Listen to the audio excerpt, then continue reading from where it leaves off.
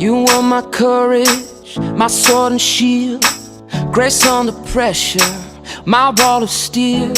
I was a stone. I feel like I need to get a backdrop for when I do sit-down videos, because my messy room is always in the back. Hi everyone, welcome back to my channel, and if you are new, hi, my name is Maya. My hair is a mess. We're gonna ignore that. But I asked you guys on my Musical.ly if you guys wanted to see how I keep my hair super healthy and / me trimming my hair, which I haven't even done yet. Or if you wanted to see this video, which is the true facts of how it really is to be pregnant. So this is the video that won. The true facts won. A lot of you guys wanted to know true facts about being pregnant. So here we go. So this video is basically going to be talking about a lot of things that most teenagers who do YouTube, who are pregnant, what they don't really talk about. Now, I follow a lot of YouTubers who are teen parents, and I've noticed that some of them don't talk about some of the bigger things of what can go on throughout pregnancy. Now, it might just be because they haven't experienced it, but I thought I would talk to you guys and share with you guys some facts that I don't really see a lot of teen YouTubers who have been pregnant or are pregnant that they don't talk about. So if you want to know some true facts and other things, just keep on watching. You've probably heard it a lot throughout your teenage years. Once you hit the teenager years, the double digits and everything, you've probably heard a lot from your parents, don't get pregnant, and you've probably had the sex talk so many times. But I can tell you right now, your parents aren't lying when they say don't get pregnant at a young age, because it is hard work. Let me just say, I really do wish that I did not get pregnant at such a young age, but I don't regret having my son at all. I love him with all of my heart. I want to make that absolutely clear. But of course, I wish I did have him later down the road when I was more financially stable. I had my own place, and just until things were a lot better planned out than now, because it is very hard work. Normally, teenagers just brush that off and don't even think much of it. Oh, my mom's always gonna say don't get pregnant at a young age. She just wants me to be a good kid. The reason she's telling you not to get pregnant at a young age is because she's trying to save you from the struggle that you're going to go through while being a teenager and having a kid, because it is hard work. I can't tell you that enough. It is such a struggle. I am so thankful that I don't have to deal with high school. I have not had to deal with high school since I got pregnant. I graduated before I ended up getting pregnant. So very thankful for that. Leads me into the next topic, which is school. So when you are a teen and you are pregnant, more than likely school is going to get so much harder. And not just because pregnancy brain or you just won't be able to focus. The drama that will more than likely start when you get pregnant and all the rumors and stuff, it's going to interfere with how you are learning and stuff. So that is why most of the times teenagers either drop out or they get homeschooled when they are pregnant. Of course, I did not get homeschooled because I ended up pregnant. I was homeschooled for 3 years before I even got pregnant. So yes, but if I was pregnant and I was still going to school, I would be wanting to be homeschooled, because I would not want to deal with all the drama. But I give a lot of credit to those girls who are pregnant and do go to public school, who stick through it even with all the drama and stuff. I give them a lot of credit, because that must be hard work. And plus, sitting in a classroom is really rough, especially when you're very far along in your pregnancy. Your back hurts, you have to pee all the time, your baby's going to be kicking nonstop, and if you're in the middle of a test, sometimes teachers don't let you leave. Even some teachers are really mean and don't let you leave to go to the bathroom or to take a break, which is really hard for pregnant girls, because sometimes we just need to get up and walk, especially if you're having Braxton Hicks and stuff like that. It is super duper rough to deal with, and just being in a school with a bunch of other students and teachers who, some of them understand but some of them don't care. It's really hard work. So the next thing to talk about that teen parents don't really talk about is money. So You probably hear a lot, oh, having a kid is super duper expensive and you should wait until you're financially stable. It's true. You should. So whenever I get asked the question, when are you going to have another baby? Like, how many years do you want to wait until you have another baby? And my answer is always, it does not matter how many years down the road that I want another baby after Grayson. I'm not having another baby come into this world until I am financially stable, because I'm already struggling with one right now and dealing with money and stuff. So I don't want to bring another child in the world and then struggle more to the point where we'd have nothing. So once we do have the money and we have the big enough living environment and arrangements and stuff to have another baby besides Grayson, then we probably would have another baby. But for now, that road is not for quite a while. Grayson's not even here yet, and it is super duper expensive. We literally went through Alan's taxes and pretty much spent all of his taxes on stuff for Grayson. And let me just tell you, that is the only time we were able to buy Grayson anything. With money-wise, we are super duper thankful that we are pretty much getting a lot of the big stuff for our baby shower. I'm so thankful. I cannot wait for our baby shower so we can put stuff up and like set everything up. Lord, I cannot thank that enough. I started looking for a job when I was 20 weeks pregnant. I did apply to some places. I have not gotten a single call or email back from anywhere that I applied to. And just recently I have applied to like 10 more places and none of them have called me back. And the reason I've been looking so desperately for a job is because we are getting down to the wire and Alan's job still has not started yet, which does suck, but I'm not blaming him whatsoever because it's not his fault that his job's not starting.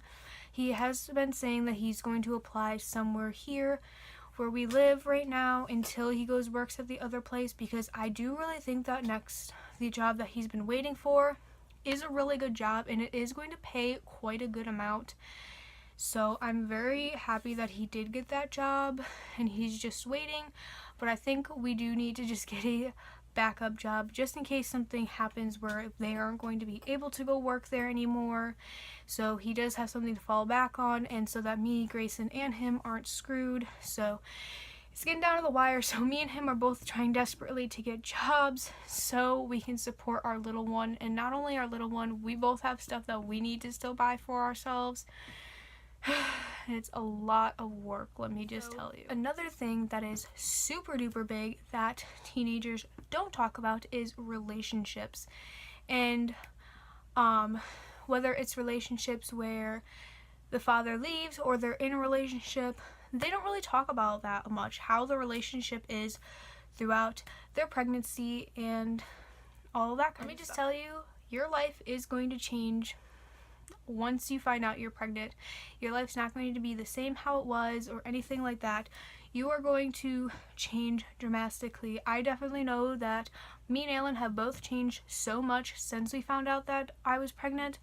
Our relationship didn't necessarily change dramatically, but it did change a little bit.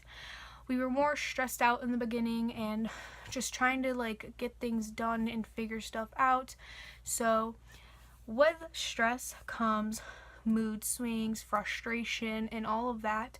So with our two moods plus my hormones on top of that, our heads would bonk together and we would collide and have small arguments here and there, which before I got pregnant we never would have arguments really. They'd be like once every 2-3 months, but then when I did find out I was pregnant, it was really rough. But we just had to remember that we do love each other, and no matter what, we would get through them. We still get through them, and we don't have as many like arguments and stuff now, and I'm glad about that. And I think it's just because we have less stress now, because we have figured things out and everything's just more smoother and we're just figuring things out slowly. We did learn that instead of focusing on everything at once, we need to focus on one thing. So right now we are mainly focused on our baby shower right now. We're not worried about birth or anything like that for now. or anything like that. We're mostly focused on the baby shower, which a lot of it is pretty much done being planned. So after we finish planning and that day's over, we'll move on to the next big thing and then focus on that, and then so on and so forth, so that we're not just bundling up a bunch of stress and just keeping everything in and then exploding and going out and exploding on each other, because that is definitely not good. But yes, we still do have our days, but every relationship is going to have their bad days. I want you to remember that if you are a teen, or if you are a father who is going to be a teen parent as well.